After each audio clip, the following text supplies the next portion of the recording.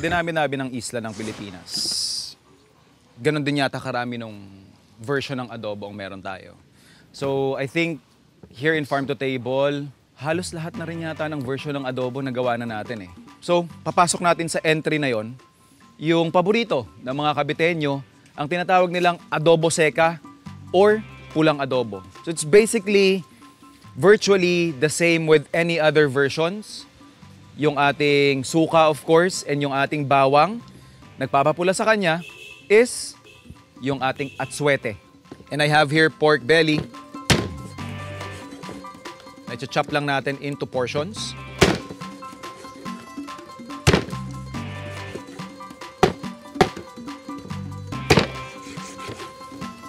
Yan. When you're doing adobo, kahit anong protein mo actually or kahit anong ingredient mo, ang pinaka-importante dyan is it has vinegar and garlic. We will be rendering yung taba niya by adding in water. Tapos hayaan lang natin na tumaas yung temperature hanggang sa lumabas yung parang pinaka-mantika niya. For me kasi, napapalambot na natin yung karne at the same time na-extract pa natin yung parang pinaka-flavor niya hanggang sa dumating siya sa point na naluluto na siya sa sarili niyang mantika. Panimpla natin is yung ating fish sauce and yung ating indang vinegar. And of course, yung ating paminta. Nalagay tayo ng konting buo. Tapos yung durog.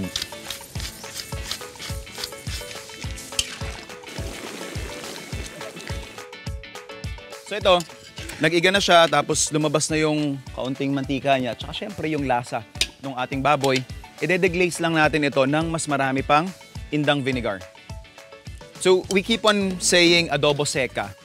Ano ba yung seca? Seca basically means tuyo. Yun yung pinaka-importanting karakteristik nito, itsura pag natapos ng maluto. So ito nakikita natin, tuyo na siya. May kaunting parang sarsa because of the vinegar na pinang-deglaze natin. But essentially, pag nag-evaporate na yan, that's the time that we serve. Pero, another thing na nagpapa-distinct sa kanya is yung paggamit nga natin ng atsuete. If you would notice, sa dulo ko nilagay yung atsuete, it's because I want to preserve yung fruity elements or parang characteristic or katangian nung ating atsuete. Kasi pag nilagay natin yan sa umpisa, because of the temperature, namumute yung parang pinakakakaibang lasa niya.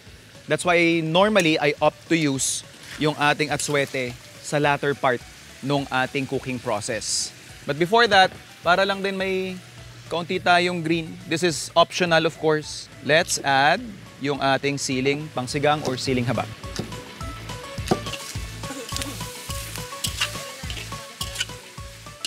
Yung ating atsuete.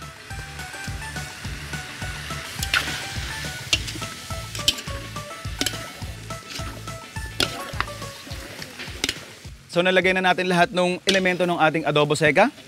Pwede na mag-serve.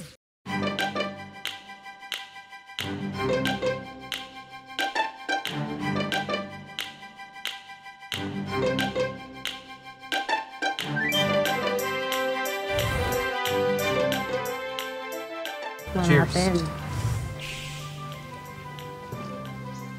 Harap ha? Karne. Iniisip ng utak mo, apritada or menudo. Parang afritada, menudo. Pero pag subo mo, hindi ko maisip na adobo.